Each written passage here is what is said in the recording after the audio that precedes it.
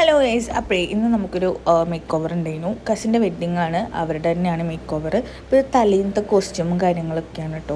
അപ്പോൾ ആൾക്ക് അങ്ങനെ അധികം മേക്കപ്പോ കാര്യങ്ങളൊന്നും ഇഷ്ടമില്ല. പിന്നെ ആകെ ആൾ പറഞ്ഞിട്ടുണ്ടായിരുന്ന ഹെയർ സ്റ്റൈൽ മാത്രമാണ് അതിങ്ങനെ വേണം ഇങ്ങനെ വേണം, പിന്നെ താഴെ കണ്ണെഴുതുന്ന ആൾക്ക് ഇഷ്ടമല്ല. അപ്പോൾ അങ്ങനത്തെ കുറച്ച് കാര്യങ്ങളേ ഉണ്ടായിരുന്നുള്ളൂ. നമുക്ക് ഈസിയായിട്ട് ഹാൻഡിൽ ചെയ്യാൻ പറ്റുന്ന കാര്യങ്ങളൊക്കെ തന്നെ ഉണ്ടായിരുന്നുള്ളൂ.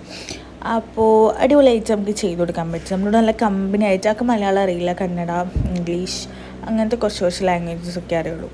മലയാളം അറിയില്ലായിരുന്നു. എന്നാലും നമുക്ക് ലാംഗ്വേജ് ഇഷ്യൂസോ കാര്യങ്ങളോ ഒന്നും വന്നിട്ടൊന്നും ഉണ്ടായിരുന്നില്ല.